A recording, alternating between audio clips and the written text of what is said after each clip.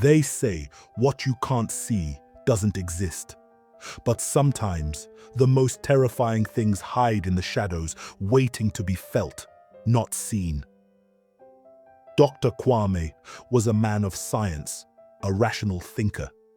But when a corpse was brought before him, nothing but a mass of flesh, stripped of its human face, his beliefs began to shatter. This wasn't just a body.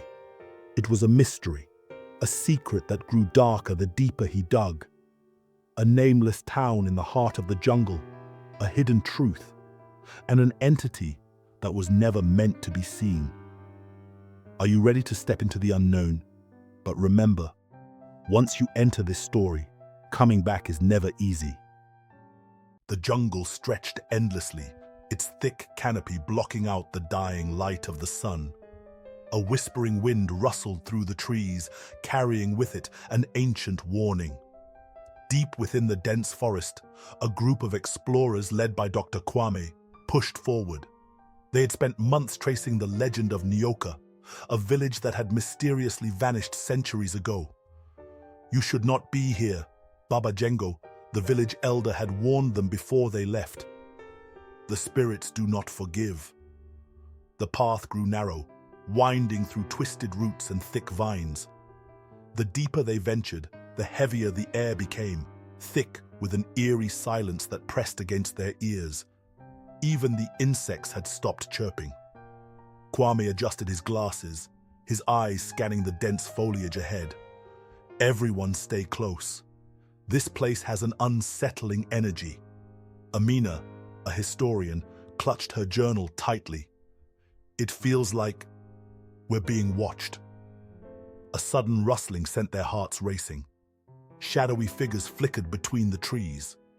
The wind carried hushed voices, whispers that seemed to come from nowhere and everywhere at once. Then, a bone-chilling whisper slithered through the air. "You should not have come." Aid gasped as an unseen force yanked him backward into the darkness. His scream was brief, swallowed by the jungle. The flashlight he had been holding clattered to the ground, its flickering beam the only evidence he had ever been there. Dr. Kwame's heart pounded. "Eh!" he called, his voice swallowed by the dense silence. Amina dropped to her knees, grabbing the flashlight and sweeping its weak beam around.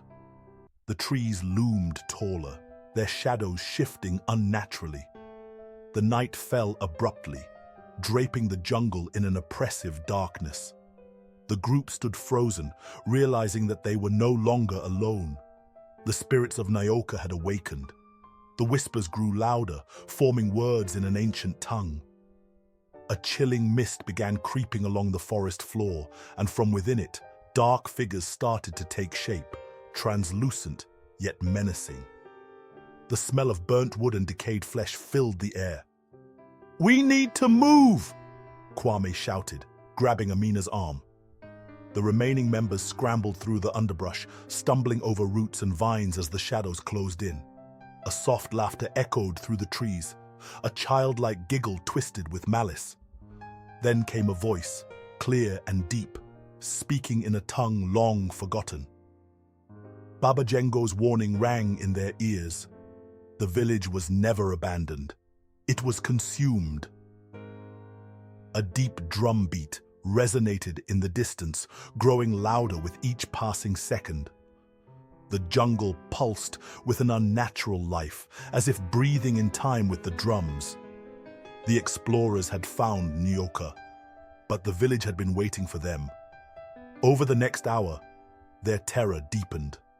As they stumbled further, they found eerie carvings on the trees, depictions of people screaming, their faces twisted in agony. Amina traced a shaking finger over one, her breath catching as a whispering voice curled around her ear. "Turn back." Dr. Kwame tightened his grip on his satchel, his fingers brushing over the old parchment they had found days earlier. "There has to be a way out," he muttered. But as they turned, the path they had taken moments ago had vanished. Only a thick wall of trees remained, gnarled roots shifting like grasping fingers. Aid's voice suddenly rang out in a broken whisper from the darkness, his tone hollow. "Help! Me!" Kwame turned sharply, his flashlight flickering. "Aid?" A shadowy figure emerged, but it was not Aid as they knew him. His body twitched unnaturally, his eyes sunken and hollow. His skin bore the same markings as the trees, symbols carved deep, oozing with an inky blackness. His mouth opened, but his words were not his own. "You cannot leave." Amina screamed, stumbling backward. The trees moaned as if alive, the roots curling toward them like serpents. The distant drums grew deafening. Then, silence. And then, a voice, calm and commanding. "You have trespassed on sacred ground. Now you must pay the price." From the darkness stepped a figure draped in tattered ceremonial robes, his face hidden beneath a mask of woven bone. The cursed priest of Nyoka had arrived. Dark and eerie jungle at midnight, thick mist swirling around ancient twisted trees. In the foreground, a masked priest draped in tattered ceremonial robes stands menacingly, his mask made of woven bone, hollow eyes glowing faintly. Behind him, ghostly figures with twisted, elongated limbs emerge from the shadows, their forms flickering between human and spirit. A deep red tribal marking glows on a massive stone altar, pulsating like a heartbeat. The explorers, wide-eyed with terror, clutch ancient maps and torches, their backs against the gnarled roots that seem to move on their own. Above, the sky cracks with unnatural purple lightning, illuminating eerie carvings on the jungle trees, faces twisted in silent screams. A shadow fell over the group as the priest's eerie presence sucked the warmth from the air. The explorers shuddered, their breath misting even in the thick jungle heat. A deep, guttural chant rose around them, the spectral figures joining in as they swayed in rhythmic unison. Kwame clutched his chest, his heartbeat erratic. "We didn't come to disturb. We were only seeking knowledge." The priest lifted a skeletal hand. "Knowledge comes at a cost." The jungle floor trembled. Vines shot up like striking serpents, ensnaring their legs, yanking them to their knees. Amina shrieked, struggling as the vines coiled tighter, their thorns pressing into her skin. Blood trickled down her arms. Aid, still trapped in the unnatural trance, walked forward, his movements stiff, as if he were being pulled by unseen strings. His mouth opened, and a voice that wasn't his own rasped, "The debt must be paid." A chilling wail erupted from the priest's mask, a sound so sharp it vibrated in their bones. Amina's vision blurred, and for a brief moment, she saw something beyond reality, a vast, endless pit filled with writhing bodies, their faces contorted in agony as unseen forces flayed their flesh, souls forever trapped. Then she snapped back. The ritual had begun. Kwame fought against his restraints, veins bulging against his skin. "There must be another way. Let us go." The priest tilted his head, as if considering. Then, his hollow voice echoed, "Escape is earned." The vines released Kwame and Amina, but the ground beneath them cracked open, revealing a staircase descending into an abyssal darkness. The priest pointed, "Survive, and you may leave. Fail, and you become one with Nyoka." The explorers exchanged terrified glances. They had no choice, and so, one by one, they stepped into the darkness below.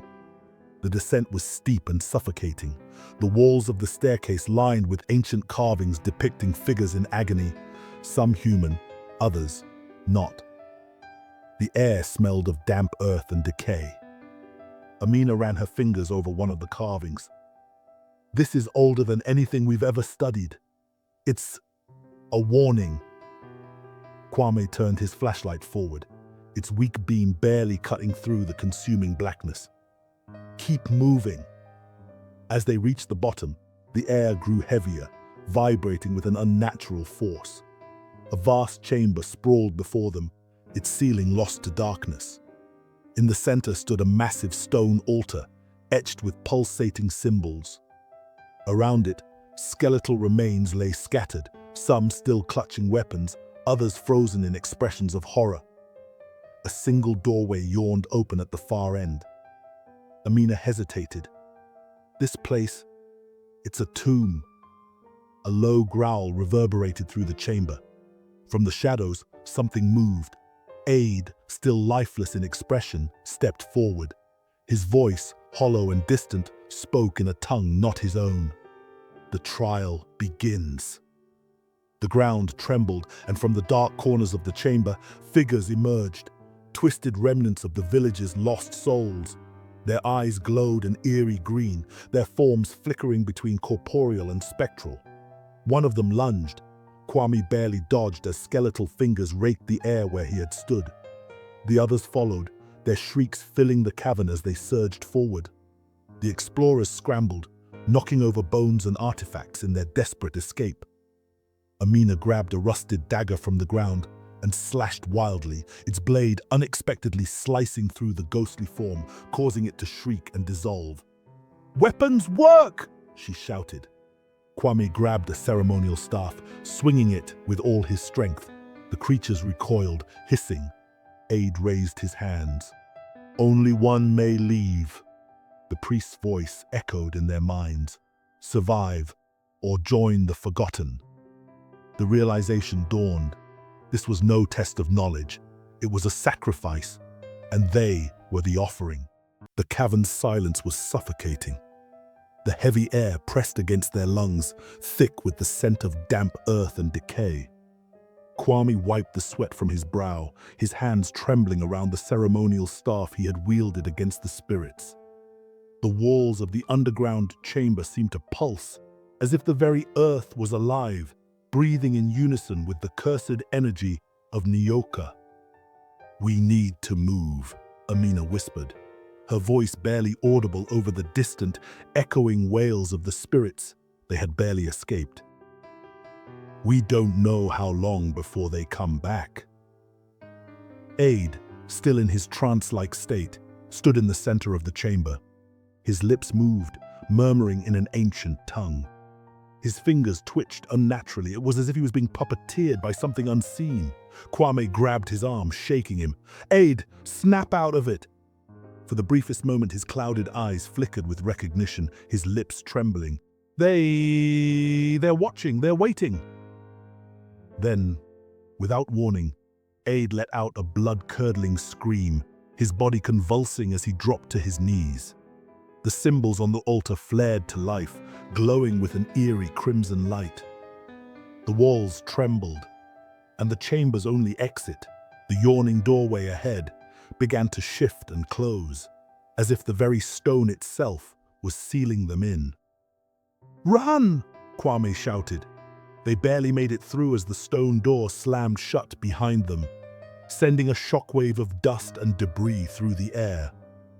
They found themselves in a narrow passageway, the walls covered in claw marks, as though something had desperately tried to escape. The torches lining the corridor flickered, their flames casting long, grotesque shadows that seemed to move on their own. Amina took a deep breath, steadying herself. What is this place?" Kwame ran his hand over the claw marks. "This isn't a temple. It's a prison." A whisper floated through the air, curling around them like smoke. "Not a prison. A feeding ground." The voice was neither human nor spirit. It was something in between, something ancient, a force older than the village itself. A sudden bone-chilling shriek rang through the tunnel, growing louder as it echoed.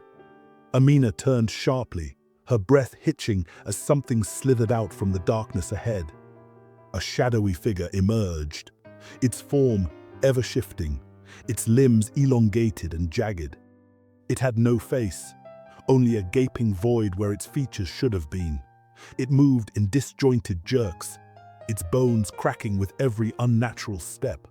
It did not walk. It crawled, its elongated fingers scraping against the stone, leaving behind deep, burning grooves. Amina stumbled backward, clutching Kwame's arm. "What is that?" The figure tilted its head, its mouth splitting into an impossibly wide grin, revealing rows of razor-sharp teeth. It spoke, its voice a twisted chorus of whispers, overlapping and out of sync. "Welcome to Nyoka's embrace." The torches flickered and died, plunging them into absolute darkness. Then the screams began. The darkness was absolute, but it was not empty. Something was moving, circling them, unseen yet ever present. Amina could feel the weight of it pressing against her skin, an oppressive force that whispered directly into her mind. Then, just as suddenly as they had been extinguished, the torches flared back to life. But the corridor around them had changed. The walls, once stone, now pulsed like living flesh. The ceiling dripped with thick black ichor, and the claw marks had vanished, replaced by deep gashes that oozed a crimson glow. "This place is shifting," Kwame muttered, his grip tightening around the ceremonial staff. "It's alive." Aide groaned, staggering forward. His hands trembled as he clutched his head. "No, no. The path is closing. The path is changing. We must go. Now." The wails from earlier returned, but this time they were closer. The shadowy figure had multiplied. Dozens of them now filled the passage behind them, their grins stretching wider, their limbs twitching as they scuttled forward like grotesque insects. Amina screamed, "Run!" They sprinted, their feet pounding against the fleshy ground. The passage twisted and turned in ways that defied logic, leading them deeper into the nightmare. The whispers grew louder, the words incomprehensible, yet laced with hunger. The village had never been abandoned, the village had been consumed, and now it was consuming them. Just as their legs began to falter, they burst into another chamber. This one was unlike the last.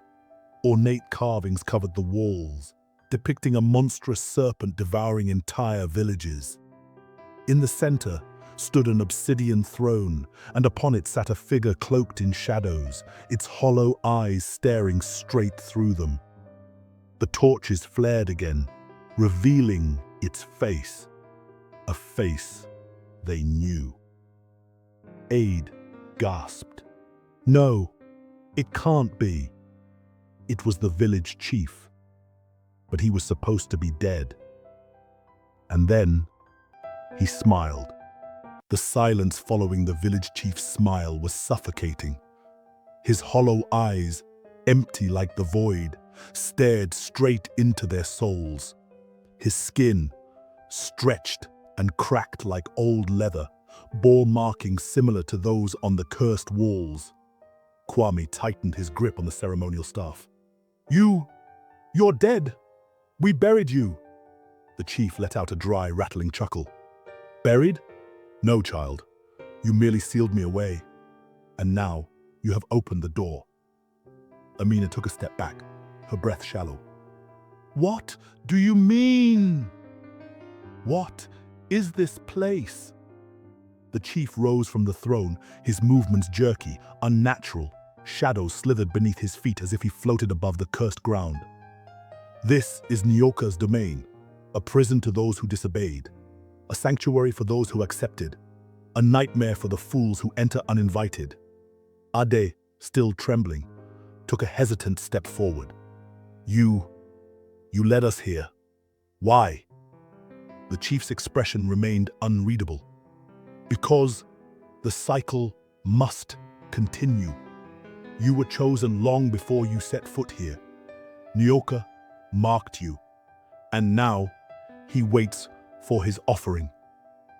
A deep rumbling shook the chamber. The carvings on the walls pulsed with eerie crimson light, and the serpent's eyes began to glow. The very ground beneath them twisted, shifting like a living thing. Amina gritted her teeth. "We're not going to be anyone's offering. She grabbed Aid's arm, but the chief raised a withered hand. Instantly, the air grew heavy, suffocating. An invisible force slammed into them, throwing them across the chamber.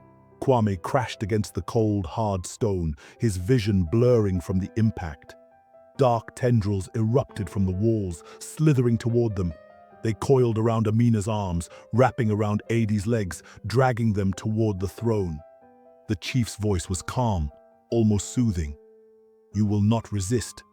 You cannot resist. Nyoka has already claimed you." Kwame struggled to rise, his limbs trembling. He reached for the ceremonial staff, gripping it tightly. "We are not sacrifices. We will break this curse." The chief's grin widened, revealing rows of jagged blackened teeth. "Then, child, let us see if you can escape fate." With a wave of his hand, the walls of the chamber crumbled, revealing an abyss beneath them. The darkness yawned wide, swallowing the remains of the stone floor. Kwame barely had time to react before the ground beneath them gave way. They fell, endless, eternal. The air rushed past them, screams lost to the void. Then, impact. Kwame gasped, pain shooting through his limbs as he hit something solid. Darkness pressed in from all sides, but they were not dead. Amina groaned beside him, struggling to sit up. "Where are we?" The sound of dripping water echoed through the vast emptiness. A faint, sickly green glow illuminated the space around them. Strange symbols marked the walls, pulsating like veins under a translucent skin. Aid whimpered. "We're deeper now. This place, it's where the curse was born." Amina turned to Kwame, her voice laced with urgency. "We have to find a way out. Now." Kwame nodded, determination burning in his chest. But as they began to move, a deep, guttural hiss echoed through the cavern. Something ancient had awakened, something that had been waiting for them. A long, sinewy shape slithered in the darkness. Eyes, large and glowing like twin moons, fixed onto them. It let out a breath, hot, fetid, thick with decay. The air grew damp, the scent of rotting flesh overpowering.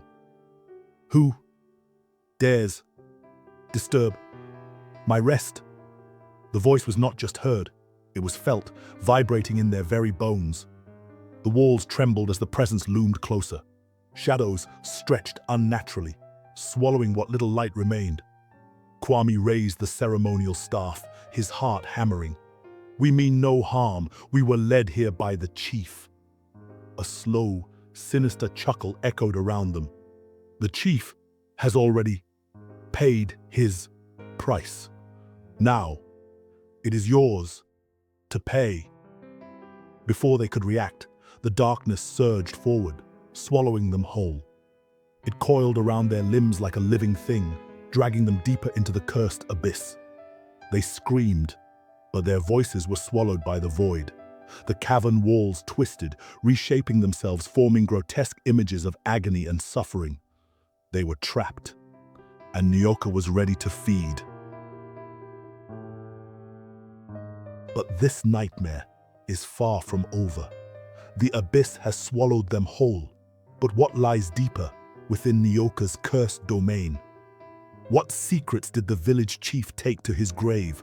And what sinister fate awaits Kwame, Amina, and Ade? The shadows whisper, the walls breathe, and something ancient stirs beneath their feet. Amina's scream echoed through the abyss as the darkness engulfed them. The sensation of falling had no end, as if they were sinking into the very heart of the earth. Kwame clutched the ceremonial staff tighter, though he had no idea if it would save them. Aid's panicked breaths quickened beside him, and for a moment, all sound ceased. Then, impact. Kwame hit the ground with a jolt, the air forced from his lungs. The stone beneath him was damp and ice cold. He groaned, pushing himself up as his eyes adjusted to the dim glow surrounding them. Faint, eerie green light oozed from cracks in the cavern walls, pulsating like veins beneath rotting flesh. "Amina, aid." Kwame's voice cracked as he searched for his friends. "I'm here!" Amina gasped, struggling to her knees. "Where's Ade?" A weak groan came from the shadows. Ade lay a few feet away, his body trembling violently. Kwame scrambled toward him, gripping his arm. "Ade, are you hurt?" Ade's wide eyes darted around the cavern. They whispered to me while we fell," he murmured. "Voices telling me to surrender, to accept my fate." Kwame swallowed hard, scanning their surroundings. "We have to move. Staying here isn't safe." Amina nodded. "Which way?" The cavern stretched endlessly, tunnels leading in all directions, their depths shrouded in an unnatural fog. The walls were covered in symbols, grotesque faces twisted in agony, their mouths open as if in eternal screams. Ade shivered. "It's like they're watching us." Amina took a deep breath, then grabbed a stone from the ground and hurled it into one of the tunnels. The sound echoed unnaturally before abruptly cutting off, as if swallowed by the void itself. Kwame's grip on the staff tightened. "We have to keep moving." They chose a path at random, their footsteps muffled by the damp stone. The deeper they went, the heavier the air became, thick with an oppressive energy that gnawed at their sanity. Amina glanced over her shoulder. "I feel like something's following us." Kwame didn't respond, but he felt it too. A presence lurking just beyond their vision, a whisper of movement that disappeared whenever they turned. Suddenly, a deep, guttural growl rumbled through the tunnels. Ade froze. That wasn't just the wind. The glow from the walls flickered. The shadows shifted unnaturally. Then, from the depths of the tunnel ahead, it emerged. A hulking figure, its body a writhing mass of tendrils and decayed flesh, slithered toward them. Its face, or what remained of it, was a distorted skull, elongated and cracked, with empty sockets that pulsed with crimson light. "Run!" Kwame shouted. They turned and sprinted back the way they had come, but the tunnels had shifted. The walls pulsed, closing in on them, twisting and reshaping themselves to trap their prey. The creature let out a bone-chilling shriek, its long, clawed fingers scraping against the stone as it pursued them. Amina gasped, pointing ahead. "There! A doorway!" A massive archway loomed before them, carved from black stone, its entrance framed by ominous symbols. They had no choice. Kwame dove through first, pulling Adi and Amina in after him. The moment they crossed the threshold, the door slammed shut behind them. The creature's screech, muffled by the thick stone. They collapsed onto the floor, gasping for breath. The chamber they had entered was unlike anything they had seen before. In its center stood an ancient altar, its surface covered in dried blood and ceremonial carvings. A massive serpent coiled around the pillars, its stone eyes gleaming with something almost alive. Ade's voice was barely a whisper. "This is it! The heart of the curse!" Kwame stepped forward, his eyes narrowing. "Then we end it. Now!" But the moment he reached for the altar, the serpent's eyes flared with crimson light. The walls trembled. A deep, otherworldly voice resonated through the chamber. "You dare trespass upon my sacred ground!" The stone serpent moved. It lunged at them, its body cracking and shedding stone like an ancient shell, revealing writhing, cursed flesh beneath. Kwame raised the ceremonial staff, the power within it surging to life. The air trembled as a blinding white light erupted from the staff, striking the serpent square in its glowing eyes. A deafening roar filled the chamber. The serpent convulsed, its body cracking apart, black mist pouring from its wounds.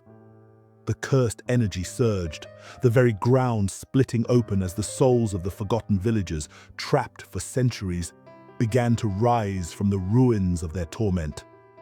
Kwame felt his strength wane, but he held firm. The staff pulsed brighter, the light growing unbearable. The serpent let out one last unholy shriek before disintegrating into ash. Silence. The cavern began to collapse. The walls trembled, the ceiling splitting apart. Kwame, Amina and Ade turned and ran, their path miraculously clear. The spirits guided them, leading them back to the surface as the cursed tunnels caved in behind them.